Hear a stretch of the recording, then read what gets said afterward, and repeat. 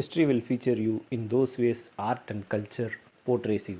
Welcome to reel and real. என்னடா வந்த உடனே ஏதோ ஃபிலாசபிக்கலாக இங்கிலீஷில் ஏதோ பேசுகிறியே அப்படின்னு கேட்டிங்கன்னா, அந்த ஃபிலாசபியை ஒட்டி தான் இன்றைக்கி நம்மளோட வீடியோ இருக்க போகுது. ஒரு செலிப்ரேஷன், ஒரு அப்ரிசியேஷன் எப்படி இருக்கணும், ஆனால் எப்படி இருக்குது அப்படிங்கிற ஒரு ரிவ்யூ தான் பண்ண போகுது இந்த வீடியோ. இதெல்லாம் பண்ணுறதுக்கு நாம் யார் தான், ஆனால் யாராவது ஒருத்தர் பண்ணணுமா இல்லையா? அதுக்காக தான் இந்த வீடியோ. கடந்த நவம்பர் 25 விஷுவலி இம்பேக்ட் கிரிக்கெட் நடந்தது. இனாகரல் T20 வேர்ல்ட் கப், அதோடைய final between India and Nepal. ஒரு பெரிய மார்ஜினல் விக்ட்ரி. அதாவது இதுவரைக்கும் உலக கோப்பைகளில் ஆஸ்திரேலியாவை தவிர, நான் சொல்கிறது cited cricket and blind cricket, இது ரெண்டும் சேர்த்து தான் சொல்கிறேன். ஆஸ்திரேலியாவை தவிர எந்த டீமுமே பண்ணாத ஒரு சாதனை. அதாவது அன்பீட்டனா ஒரு உலக கோப்பையை வின் பண்ணுறது. மொத்தம் 6 அணிகள், India, Pakistan, Nepal, Australia, England and Sri Lanka. இந்த 6 அணிகளில் ஒருத்தர் கூட ஒரு மேட்ச், ஒரு அணி கட்டாயமாக 5 மேட்ச் விளையாடணும். அதில் அன்பீட்டனாக ஒரு டீமு முதல் முறையாக இந்த விஷயத்தை செய்கிறது ஒரு பெரிய வரலாற்று வெற்றி.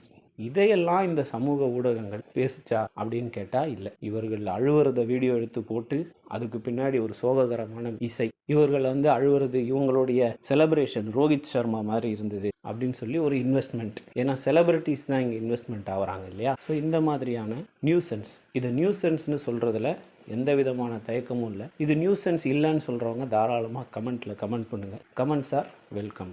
ஸோ இந்த வெற்றியை ஏன் ஒரு வீரபூர்வமாக, இவர்களுக்கு பின்னாடி ஒரு ஹீரோய்க்கான மியூசிக்கை போடுறது, இவங்க பின்னாடி ஒரு பிரேவரியான தீம்ஸை போட்டு செலிப்ரேட் பண்ணுறது ஏன் இந்த சோஷியல் மீடியாஸ் பண்ணலை, ஏன் இந்த சொசைட்டி பண்ணலை? இவங்கெல்லாம் பாருங்கள், விஷுவலி இம்பேர்டாக இருந்தும் வின் பண்ணியிருக்காங்க, எவ்வளோ கஷ்டப்பட்டிருப்பாங்க, உனக்கு என்ன அவங்க கஷ்டப்படுறதுனால அப்படிங்கிறது ஒரு ஆதங்கத்தின் வெளிப்பாடாக நான் பார்க்குறேன். ஸோ இது ஏன் இரக்கப்பூர்வமாக பரிதாபபூர்வமாக பார்க்கப்படக்கூடாது?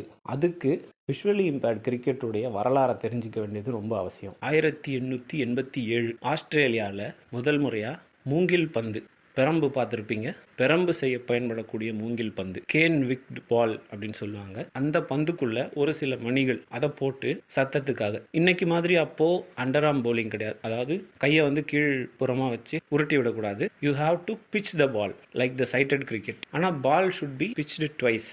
2 முறை பந்து பிச் ஆகணும். அப்படி பிச் ஆகலைன்னா அது நோ பால் ஆகும். இன்னைக்கு ஹாஃப் ஆஃப் த க்ரீஸில் ஒரு கோடு போட்டு அதுக்கப்புறமா பால் ஏரில் இருந்தால் அது நோ பால் கணக்கில் வரும். ஸோ இந்த மாதிரியான ரூல்ஸ் அண்ட் ரெகுலேஷன் வர்றதுக்கு எவ்வளவோ அடிகள், எவ்வளவோ மரணங்கள் நடந்திருக்கு. முதல் முறையாக கேன் விக்டு பால், அதாவது அந்த மூங்கில் பந்துகளில் கிரிக்கெட் நடக்கும்போது ஒருத்தர் தலையில் அடிபட்டு மரணம் நேருது. அந்த மரணத்துக்கு பிற்பாடு தான் பிளைண்ட் கிரிக்கெட்டுடைய பந்து மாற்றம் செய்யப்படுது. எப்படின்னா கருப்பு நிற நைலான் பந்து, நைலான் கயிறு பார்த்துருப்பீங்க, ரொம்ப ஹார்டாக இருக்கும். அதில் சத்தம் வர்றதுக்காக அதில் வெளியவே ஒரு சில மணிகள், ஒரு சில மெட்டீரியல்ஸை யூஸ் பண்ணி, அதுவுமே 2 bounces you have to pitch before the batter. So இது 1920களில் இந்த மாற்றம் கொண்டு வரப்படுது. ஆஸ்திரேலியா தான் இந்த இன்வென்ஷன்ஸ் எல்லாம் செய்கிறது. ஆஸ்திரேலியன்ஸை பற்றி ஒரு இன்ட்ரெஸ்டிங்கான விஷயம் என்னன்னா, இவங்க தான் முறையாக ரெப்ரசன்டேட்டிவ் கிரிக்கெட்டுன்றதை ஃபாலோ பண்ணுறாங்க. அஃப்கோர்ஸ் நமக்கு ஆஸ்திரேலியாவை பற்றி நிறைய தெரியும். நிறைய இந்திய கிரிக்கெட் ரசிகர்கள் தங்களுடைய ஞாயிற்றுக்கிழமைகளுடைய மாலை நேரங்களில் அழுதுகிட்டு இருந்ததுக்கு காரணம் ஆஸ்திரேலியா. ஆனால் அந்த ஆஸ்திரேலியாவை எப்பேற்பட்ட ஒரு ரெப்ரசன்டேட்டிவ் கிரிக்கெட் ஆடிருக்காங்கன்னா,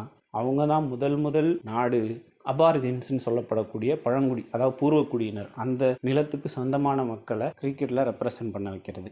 ஹியரிங் இம்பேர்டு, செவித்திறன் குறைவாக இருக்கக்கூடிய மக்களை கிரிக்கெட்டில் ரெப்ரசன்ட் பண்ண வைக்கிறது. டிசீஸ்டு பீப்புள், கேன்சர் போன்ற மோசமான வியாதிகள் இருக்கக்கூடிய நபர்கள் மனதளவில் பாதிக்கப்படக்கூடாது அப்படின்றதுக்காக அவங்கள ஃபீல்டில் அறிமுகப்படுத்துறது. நம்ம கடந்த 2016ஆம் ஆண்டு வாக்கில் பார்த்துருப்போம். ஒரு சின்ன பையன், 11 years old boy represented Australia. ஒரே ஒரு மேட்ச்சில் ஆன் ஃபீல்டில் ஆஸ்திரேலியாவில் I have to captain Australia அப்படின்னு சொன்னால், அதனால he was allowed in the field. So அதை பார்த்துருக்கோம். ஸோ இந்த மாதிரி இன்ட்ரெஸ்டிங்கான விஷயங்களை ஆஸ்திரேலியன் கிரிக்கெட் தொடர்ந்து பண்ணிக்கிட்டு இருப்பாங்க. அதில் ஒன்று தான் the invention of blind cricket. Obviously blind கிரிக்கெட்டை இன்ட்ரோடியூஸ் பண்ணது இங்கிலாந்துல ஆஸ்திரேலியா. 1920கள் வாக்குல கருப்பு நிற நைலான் பந்து பயன்படுத்தப்படுது. அதுவுமே B1 பிளேயர்ஸ், அவங்களால அதை டாக்கிள் பண்ண முடியல. ஸோ B1 பிளேயர்ஸ் யார்?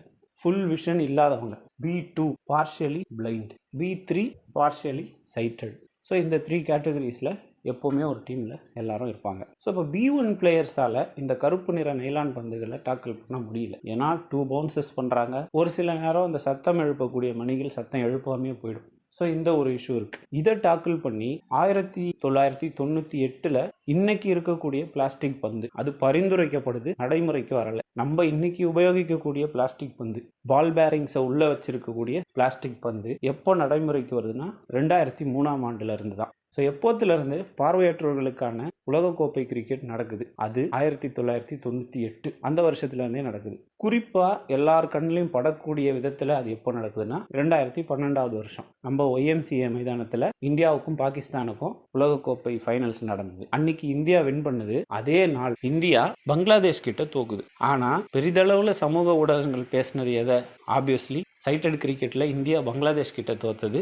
அதே மேட்ச்சில் சச்சின் 100வது செஞ்சுரி அடித்தது. இதையெல்லாம் கடந்து வந்து அந்த உலகக்கோப்பையும் ஜெயிச்சாச்சு. அதை பற்றி உலகம் பேசவே இல்லை. உலகம் பேசவே இல்லையோ, இந்திய ஊடகங்கள் பேசவே இல்லை. அடுத்ததா 2017ஆம் ஆண்டு அடுத்த உலகக்கோப்பையே தட்டி தூக்குறோம். அப்பையும் இந்திய சமூக ஊடகங்கள் அதை பேசவே இல்லை.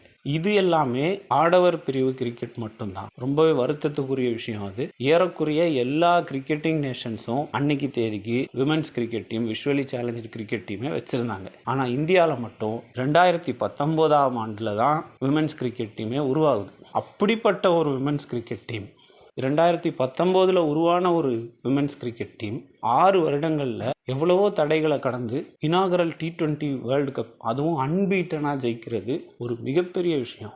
அதை இந்த சமூகமும் இந்த சமூக ஊடகங்களும் ஒரு பரிதாபத்துக்குரிய விஷயமா கொண்டாடுறது இருக்கு இல்லையா? அதை தான் நம்ம விமர்சனம் பண்ணுறோம். ஏன் விமர்சனம் பண்ணுறோம்? இந்த தடைகளுக்கான மரியாதை கிடைக்கிறது இல்லை. மென்மையான தீண்டாமை அப்படின்னு ஒரு கான்செப்ட் இருக்குது. ரெஸ்ட் எடுங்க, ஏன் ஸ்ட்ரெயின் பண்ணிக்கிறீங்க, உங்களுக்கு ஏன் கஷ்டம்? இப்போ பைசன் படம் இன்டர்வியூவில் கூட மாரி செல்வராஜ் சொன்னார், பார்த்துருப்பீங்க. ஒரு மாற்றுத்திறனாளியே கொண்டு வந்து நடிக்க வச்சா அவங்கள கஷ்டப்படுத்துறது ஆகாதா? இது ஒரு மென்மையான தீண்டாமை. இதையே தான் இன்றைக்கி சோஷியல் மீடியாஸ் பண்ணுது. முன்னாடியே சொன்ன மாதிரி ஜமீமா ராட்ரிகஸ் சைட்டட் கிரிக்கெட்டோடைய வேர்ல்டு கப் செமிஃபைனலில் எனக்கு ஆங்ஸைட்டி இருந்தது, 1 வருஷமாக நான் அணியிலேருந்து ட்ராப் செய்யப்பட்டேன், ஆனால் இன்றைக்கி நான் செஞ்சுரி அடிச்சிருக்கிறது எனக்கு பெருமையாக இருக்குது அப்படின்னு சொல்லி அழும்பொழுது, தன்னுடைய சொந்த பிரச்சனையை சொல்லி அழும்பொழுது பின்னாடி ஹீரோயிக்கான மியூசிக். ஆனால் விஷுவலி இம்பேர்ட் கிரிக்கெட் டீமுடைய கேப்டன் தீபிகா அவங்க சொல்கிறாங்க, எங்களுடைய அணியில் இருக்கக்கூடிய ஆல்மோஸ்ட் எல்லாருமே மிகவும் பின்தங்கிய நிலையிலிருந்து, கிராமப்புறங்கள்லேருந்து விளையாட வந்திருக்கோம்.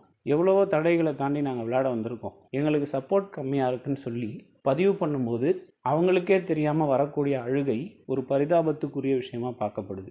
இந்த அணுகுமுறையை தான் வந்து நம்ம கண்டனத்துக்கு உள்ளாக்குறோம்.